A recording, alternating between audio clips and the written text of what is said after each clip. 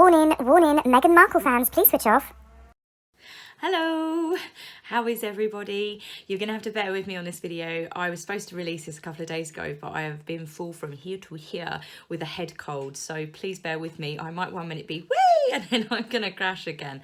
So I'm probably gonna do this video in segments because every so often I just need to lie flat so I can breathe in between blowing my nose and coughing. Gross, but at least you're that side of the computer screen. What did you think of SmartWorks? Well, I thought the clothing itself was incredibly boring. I found it very much to be a vanity project for Meghan again, like Vogue. It was about self-promotion. I found her Instagram pictures supposedly to do with the charity and everything that they were doing. It was mainly pictures of Meghan, as it often is. I find it very fake, very contrived, very narcissistic. So that was just what I thought at the surprise photo shoot. But then when she came to do the launch, well, that really finished it off with me.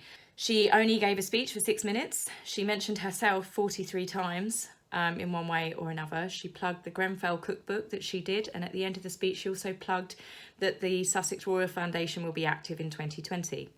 It was just a business promotion. She spoke, as I said, about herself. She left after an hour, bearing in mind that this is her first engagement since her maternity leave. Ironically, on the Instagram account, they had Dolly Parton working 9 till 5 playing in the background.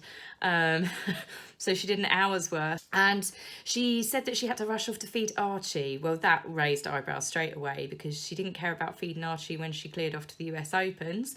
And they're not really bothered about feeding Archie now because they've swanned off to Italy to her friend Misha Nunu's wedding.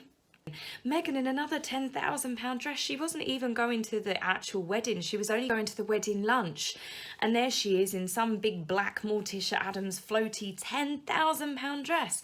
But she's such a philanthropist. You know, it's only days before that she was promoting women trying to get back to work that can't afford clothes. 2 days later, 10K dress.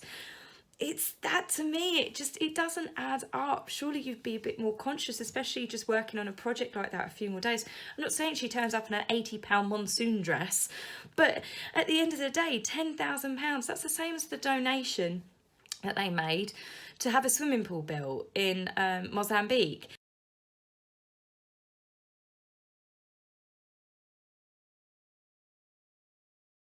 I'm sure someone will preach soon going, oh yeah, well, Misha paid for the flights and someone else paid for the hotel and someone offset a carbon emission footprint, blah, blah, blah.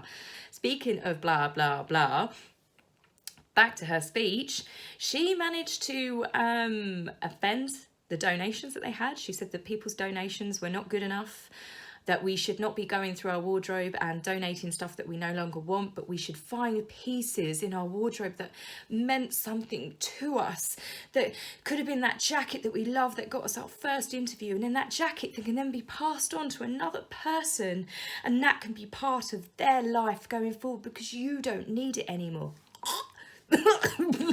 Sorry, all this blurb. I just...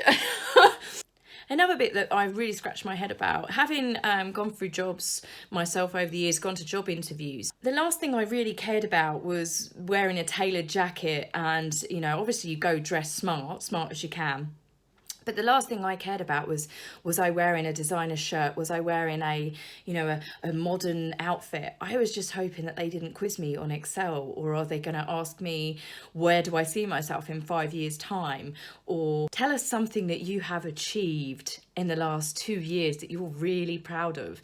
I think that they should have spent more money on time on trying to teach the women on these awful interview questions that you get asked, normally in a room of about 3 or plus people these days, and then you have to go through 2 or 3 interviews. Now that is the key to getting a job, not whether you're wearing a £125 Mission Nunu white shirt, which, to be honest with you, looks like an old school shirt. I just think this couple have damaged their reputation so badly that this tour is going to go down in flames. They could do amazing things, but because they have caused so much controversy in a matter of months, I just don't see it going down well. We'll just have to wait and see. No doubt I will be doing another video on it. I think the world is waiting with bated breath, but it's not for a good thing. And I find it sad because Meghan and Harry could have made a lot of changes. They could have done a lot of things. They also a year ago, if they started paying attention to the optics or pretended that they cared about what the public think, and I know some people say, well, no one cares what the public thinks, you know, they've got their own life. They're working royals.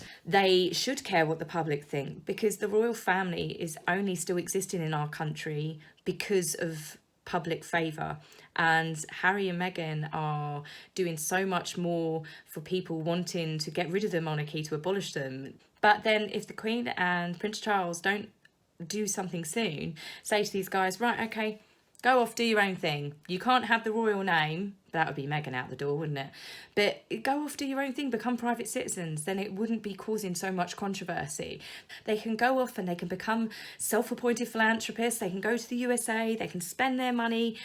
But I think that they're hanging on because they know that people probably won't be so interested in them once they hand over that royal title.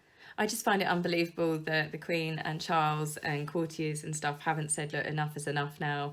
You have done absolutely everything to show that you do not care about the British public. You do not care about following on in your grandmother's footsteps. You do not care about, you know, saving the monarchy. They just don't care about anyone apart from themselves, and it's so apparent.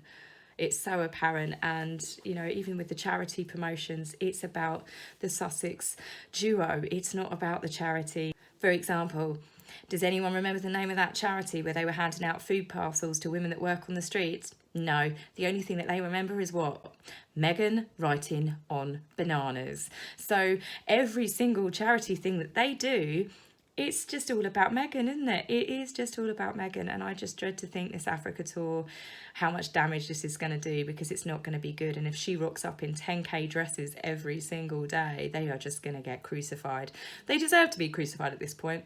They're not willing to listen to the optics. They deserve everything coming their way at the moment. Anyway, tell me what you think of my video. If there's anything you'd like me to bring up in the next video, please just leave a message. Anyway, bye-bye for now. I'm going to go back to nursing my head cold and getting hold of some Vicks Vapor Rub. Not sponsored by. Right, see you later, guys. Bye-bye.